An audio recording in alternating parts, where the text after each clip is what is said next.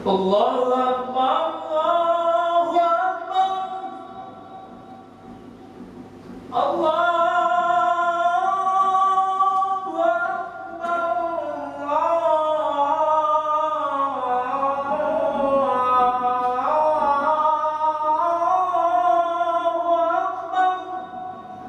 أشهد أن لا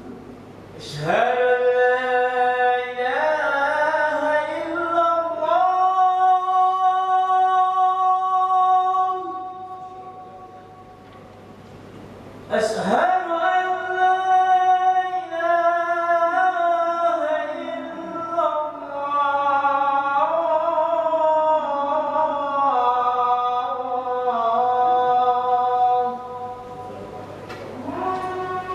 أشهد أن محمدا رسول الله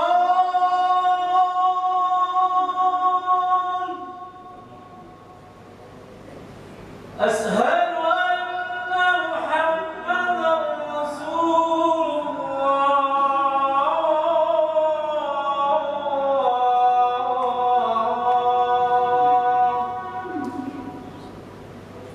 حي على الصلاة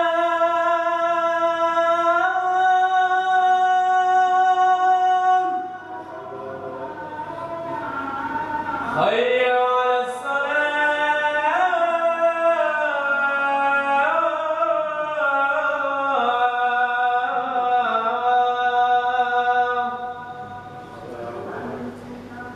حي على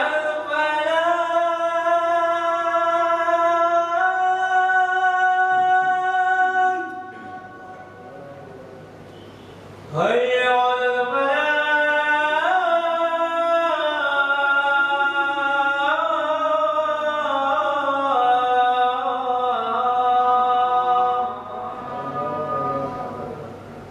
الله أكبر الله أكبر لا إله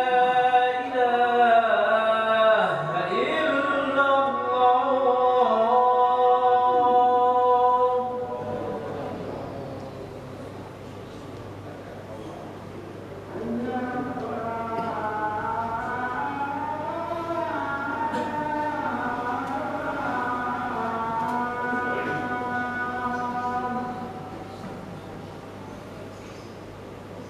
إن الحمد لله نحمده ونستعينه ونستغفره ونعوذ بالله من شرور أنفسنا ومن سيئات أعمالنا ما يهدي الله فلا مضل له ومن يضلل فلا هادي له أشهد أن لا إله إلا الله وحده لا شريك له وأشهد أن محمدا عبده ورسوله يا أيها الذين آمنوا اتقوا الله حق تقاته ولا تموتن إلا وأنتم مسلمون يا أيها الناس اتقوا ربكم الذي خلقكم من نفس واحدة وخلق منها زوجها وبث منهما رجالا كثيرا ونساء واتقوا الله الذي تساءلون به والأرحام إن الله كان عليكم رقيبا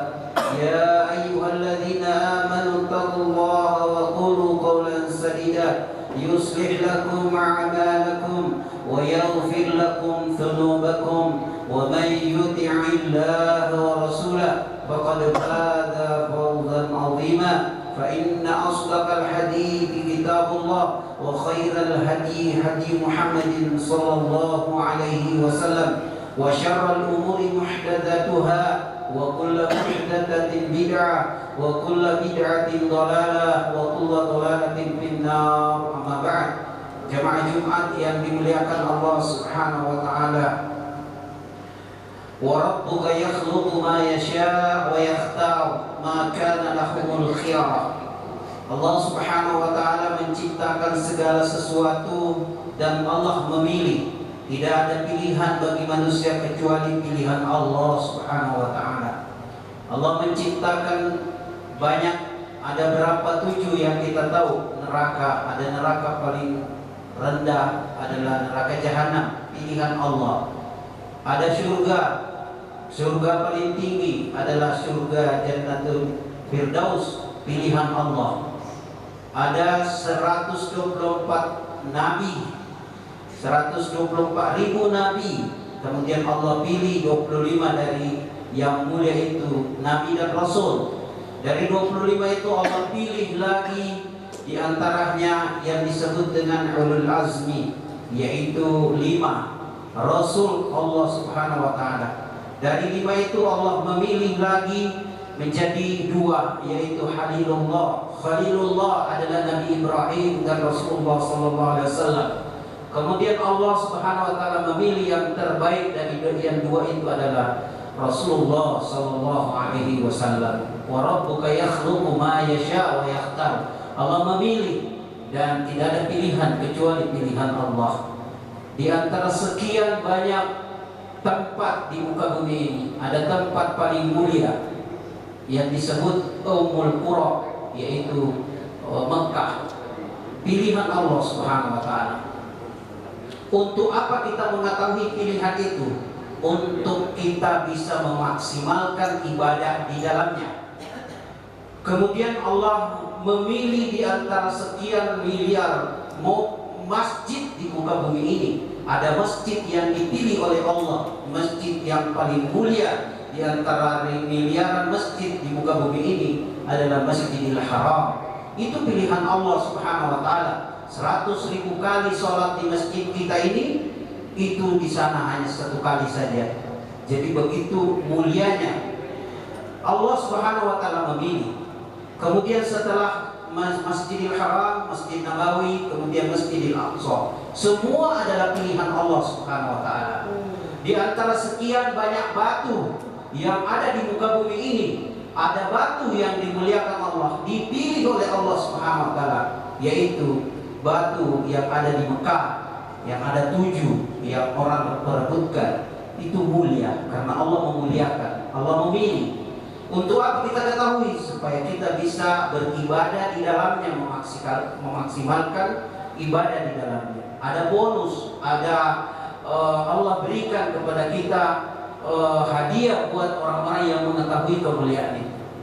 Di antara 365 hari Allah ciptakan, ada hari paling mulia yang Allah pilih, yaitu hari 10 Zulhijjah. Untuk apa kita ketahui? Untuk ibadah di dalamnya. Ada malam paling mulia di antara 365 lebih malam, ada Allah pilih 1 di antaranya. Insyaallah sebentar lagi kita akan menghadapinya, yaitu malam Lailatul Qadar. Siapa yang pilih?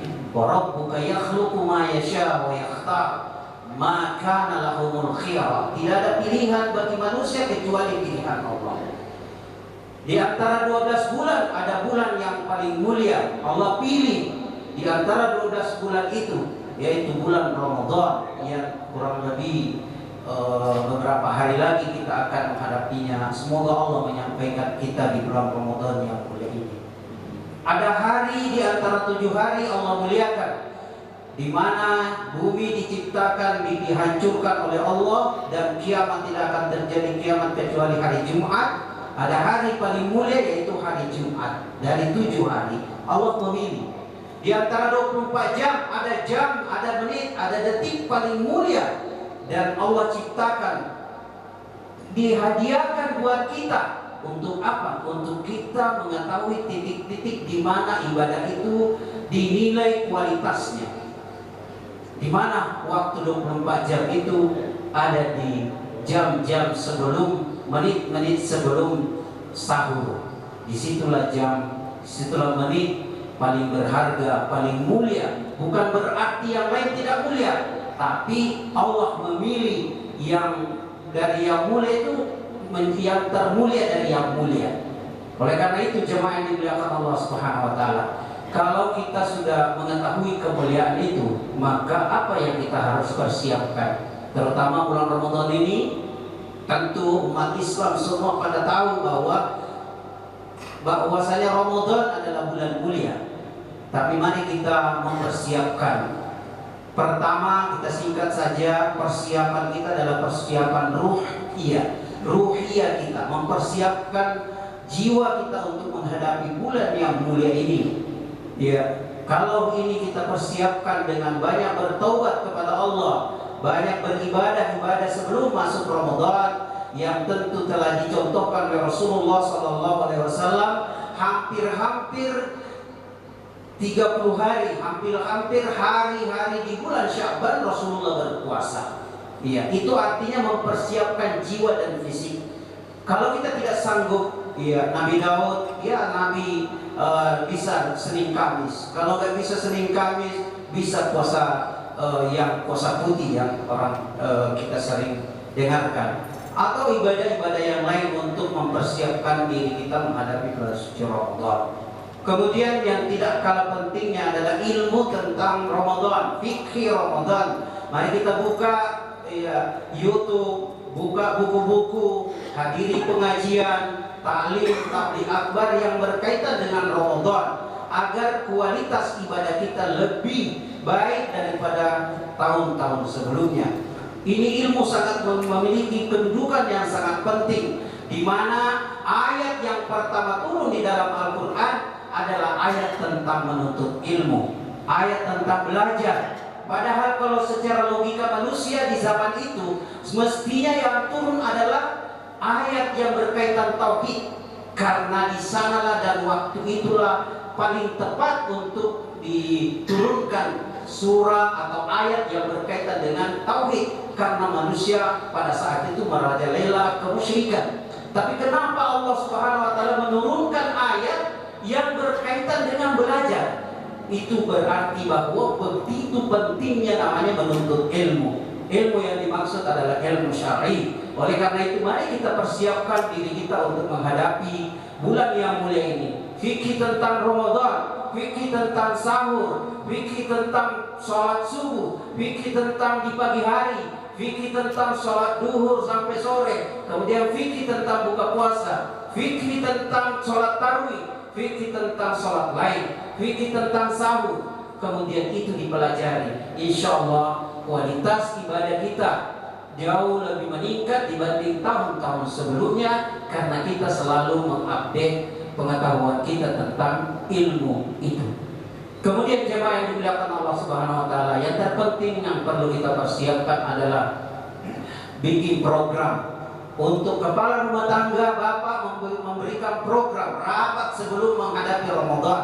Kita menulis di papan tulis atau di tembok atau di mana saja kita bikin program. Bapak berapa juz khatam, berapa kali sehari, di breakdown. Ya, kalau 2 kali khatam maka ditulis breakdownnya 1 hari berapa harus dibaca. Kemudian istri, anak, sampai semua yang ada di dalam rumah kita bikin program, agar supaya kita tidak diprogram oleh dunia, maka kita program untuk akhirat kita. Ini hanya cuma 1 bulan ya, untuk diri kita, untuk menjalani 11 bulan ke depan. Kemudian jemaah yang dimuliakan Allah Subhanahu wa taala, tidak kalah pentingnya yang terakhir adalah mal. Ekonomi kita perlu persiapkan. Rasulullah SAW setelah salat Idul Fitri, Rasulullah telah mempersiapkan ke depan bulan Ramadan tahun depan apa yang harus dipersiapkan. Rasulullah telah mempersiapkan diri untuk bulan suci Ramadan berikutnya. Untuk apa? Untuk menghadap dan untuk bertahanus, berkhalwat dengan Allah dan memutuskan hubungan dengan manusia lagi di 10 terakhir. 10 terakhir Ramadan, Rasulullah sudah tidak berinteraksi dengan manusia 10 hari itu. Untuk apa? Mengambil kekuatan jiwa, ya roh, untuk perjuangan, untuk perjuangan 11 bulan ke depan. Ya. Apakah 10 hari terakhir Ramadan ini bisa tiba-tiba kita lakukan tanpa persiapan? Tidak mungkin. Banyak orang salah fikih Ramadannya, salah dalam memilih. Kenapa? Karena dia mengutamakan itikaf, hatinya ada di luar, jiwanya ada di luar, badannya ada di masjid. Kenapa? Karena dia tidak memperhitungkan 10 hari itu budgetnya berapa untuk anak istri, untuk infak sedekah, sudah diperhitungkan semuanya sebelum 10 akhir Ramadan. Karena di situ ada itikaf, ya. Itu ada hari malam tadi yang mulia, di mana orang yang beribadah di malam itu seperti beribadah 83 tahun 4 bulan. Bayangkan bapak-bapak, malam ini dikasih oleh Allah bonus. Wa rabbuka yakhluqu ma yasha wa yakhtar. Allah menciptakan malam Lailatul Qadar dan Allah memilih, dan ini bonus yang luar biasa yang diberikan oleh manusia, di mana orang yang mengaji pada malam itu dia seperti mengaji 24 jam dan 83 tahun 4 bulan. Dia mengaji, dihitung mengaji terus selama itu. Bapak berinfak saat itu, maka itu dianggap 83 tahun berinfak. Ini bonus bagi kita. Kenapa sampai kita mengarahkan potensi kita di sini? Karena di situ ada pilihan Allah, yaitu malam Lailatul Qadar. Siapa yang senyum malam itu, maka dia seperti senyum 83 tahun 4 bulan. Bayangkan bonus ini kalau orang menganggap biasa-biasa saja, sangat merugilah. Banyak hadis-hadis Nabi, merugilah manusia yang datang kepadanya Ramadan, lalu kemudian mereka tidak memanfaatkan untuk ibadah kepada Allah Subhanahu wa taala. Barakallahu li wa lakum fil Qur'anil azim wa nafa'ni wa iyyakum bima fihi minal ayati wa dzikril hakim wa taqabbal minni wa minkum tilawatahu innahu huwal ghafurur rahim.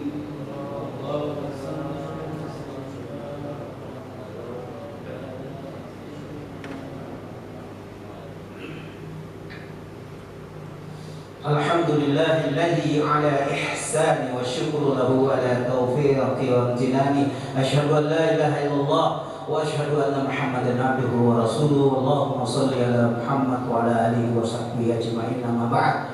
Pada khutbah yang kedua ini kita akan sedikit mengangkat keutamaannya Ramadan. Ada 4. Saya singkat sebutkan. Pertama, mengumpulkan 4 amalan utama. 4 amalan utama dikumpulkan oleh Allah di bulan suci Ramadan. Pertama, puasa. Kedua, sholat. Ketiga, zakat. Keempat, umroh. Ya, inilah amalan yang paling utama Allah kumpulkan di bulan Ramadan. Tentu nanti di malam-malam berikutnya akan dibahas oleh Ustaz kita, puasa, kemudian sholat, kemudian zakat, kemudian umroh. Barang siapa yang berumrah di bulan suci Ramadan, maka dia seperti berumroh, berhaji bersama Rasulullah SAW. Luar biasa keutamaannya.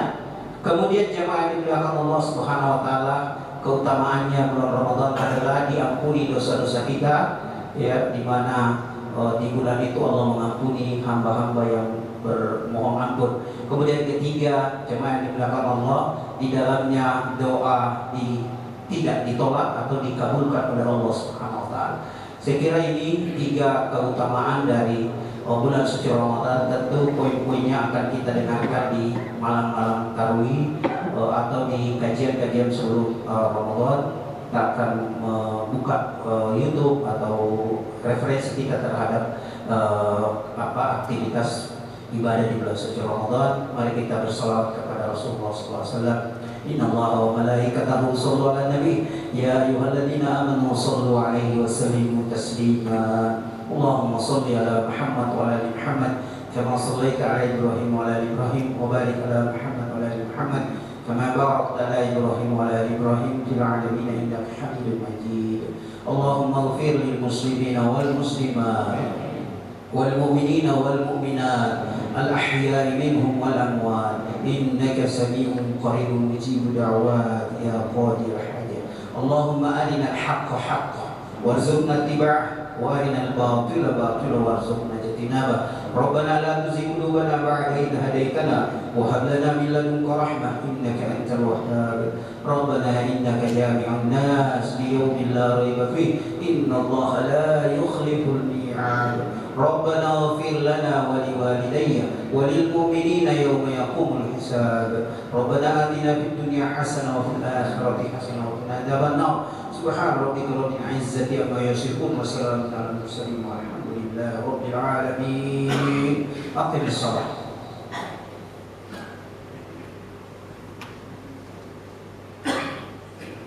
Allahu Akbar.